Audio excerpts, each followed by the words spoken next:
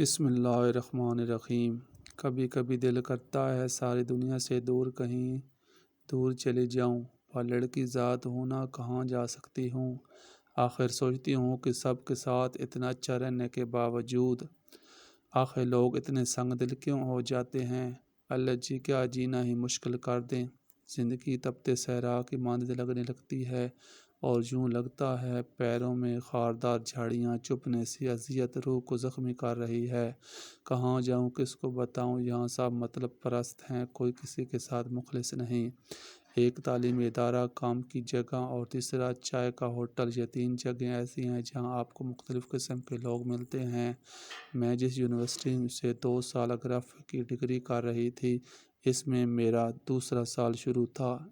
اس 1 سال کے عرصے میں مجھے 2 دوستیں ملیں، وہ ہر لحاظ سے کہہ لیں کہ پرفیکٹ تھیں۔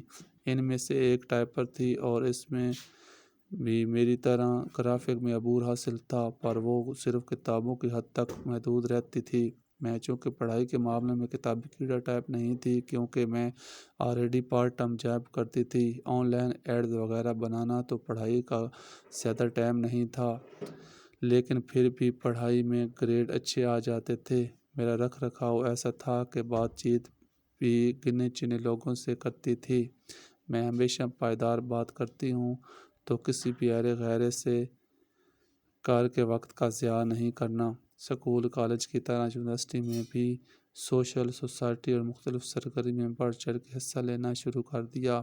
ایک دن یوں ہی میں دوستوں کے ساتھ یونیورسٹی گراؤنڈ میں بیٹھی موبائل پر اسٹوڈنٹ پورٹل میں سب کے مسائل پڑھ رہی تھی۔ دراصل میں اپنی پہچان چھپا کے اس پیج کی ایڈمن تھی، کیونکہ اسٹوڈنٹ کے ایشو وغیرہ حل کرنے جیسے کام کو یونیورسٹی انتظامیہ نے غیر قانونی قرار دینا تھا۔ چونکہ اب بہت سے نجی ادارے صرف طلباء سے فیس کے نام پر پیسے بٹورتے ہیں، ایسا ہی کچھ وہاں بھی تھا۔ باتوں ہی باتوں میں مجھے لگا میرے دوست کچھ کھچے کھچے سے ہیں۔ میں نے اس بات کو ہلکا سا لیا، کیونکہ میرے حلقہ احباب میں بہت کم لوگ تھے اور میں ان پہ بہت اعتبار اور محبت کرتی تھی۔ بہت خالص سا تعلق تھا میرا ان سے۔ پر وہی بات آتی ہے کہ شاید بعض اوقات لوگوں کو پہچاننے میں ہم سے غلطی ہو جاتی ہے۔ جو لوگ پہلے ہماری بس خوبیاں ہی خوبیاں دیکھ کر ہمارے قریب آتے ہیں، پھر اچانک انہیں ہماری کوئی خامی دیکھنے لگے تو وہ دوری اختیار کرنا شروع کر دیتے ہیں۔ ایسے ہی 6 مہینے گزر گئے اور دوسرے سال کے بھی فائنل ایئر امتحان ہونے والے تھے۔ میری دوستیں ان 6 مہینوں میں پتہ نہیں لیکچر کے بعد کہاں غائب ہو جاتی تھیں۔ میری کالز وغیرہ کا جواب نہ دینا، میسج دیکھ کے رپلائی نہ کرنا اور کلاس میں میرے دریافت کرنے پر کھوکھلی ہنسی ہنس دینا، یہ سب مجھے اب بہت دکھ دے رہا تھا۔ ایک دن کلاس میں پروفیسر صاحب کو کوئی ای میل رسیو ہوئی۔ وہ کوئی پوسٹ تھی جو اسٹوڈنٹس موومنٹ کے بارے میں تھی اور ایسی سرگرمیاں ہمارے ذاتی گروپ کی حد تک رہتی تھیں۔ وہ پوسٹ دیکھ کے پروفیسر صاحب غصے سے آگ بگولا ہو گئے اور سب سے دریافت کرنے لگے کہ اس گروپ کا ایڈمن کون کون ہے۔ اب میں شش سی بیٹھی تھی کہ یہ کیا ہو گیا۔ اب اسمبلی نہیں تھی کہ میرے ساتھ والی نشست سے آواز بھری کہ سر حمائل رضوی اور ان کے ساتھ کچھ اور ڈپارٹمنٹ کے لوگ چلا رہے ہیں گروپ، اور سر میں نے انہیں منع بھی کیا تھا، یہ پھر بھی ٹیچر کے خلاف جانے سے باز نہیں آئے۔ میں اپنی بیسٹ فرینڈ علیشا، جو کہ ٹاپر بھی تھی، اس کو دیکھتی رہ گئی۔ اس کے اندر میں مجھے اس لمحے جو حسد اور بغض کا اظہار نظر آ رہا تھا، میرے اندر کچھ ٹوٹ سا گیا اور وہ بولے جا رہی تھی۔ سر کو پتہ نہیں کیا کیا بتائے جا رہی تھی اور سر مجھے گھورے جا رہے تھے۔ مجھے نہیں پتہ میں کیسے اپنا بیگ لے کے وہاں سے اٹھی اور بس اتنا کہہ پائی کہ ہم جو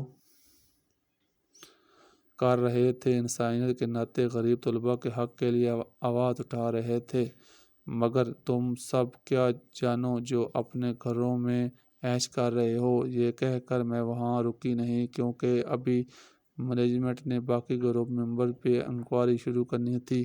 ہاسٹل واپس آ کر میں نے باتھ روم لاک کر لیا اور زندگی میں پہلی بار روئی، اتنا روئی کہ یوں لگ رہا تھا کہ دوستی کے جس رشتے نے مجھے دھوکہ دیا ہے، اس کے ٹوٹنے کی کرچیاں میری آنکھوں میں چبھ رہی ہیں۔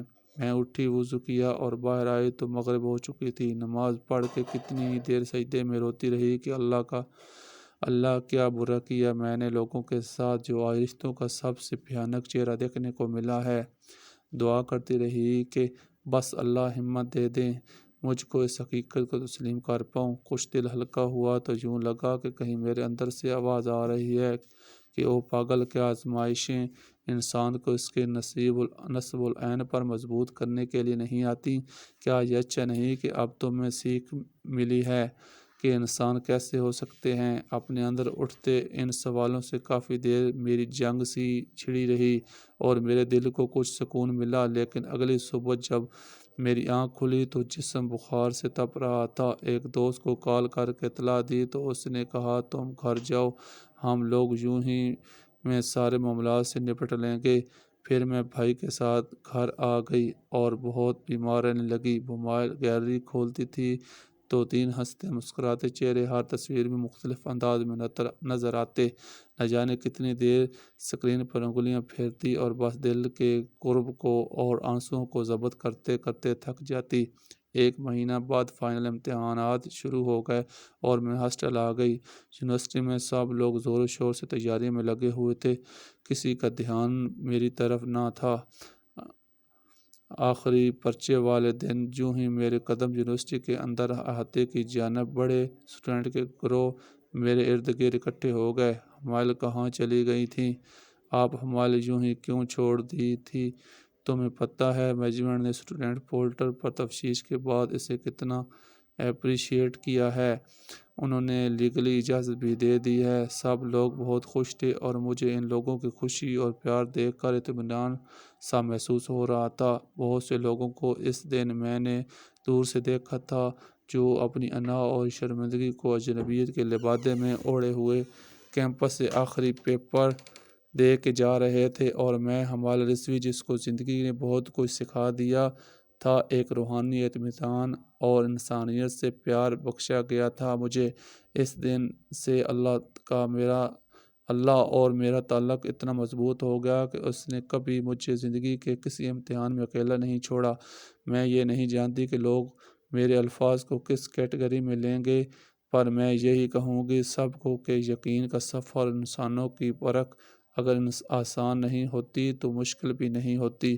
بس اپنی ترجیحات میں اللہ رب العزت کو پہلے رکھا کریں، وہ آپ کو اتنا نوازے گا کہ آپ دنیا کے فانی رشتوں کے محتاج نہیں رہیں گے۔ مزید ایسی ویڈیو کے لیے میرے چینل کو سبسکرائب کریں۔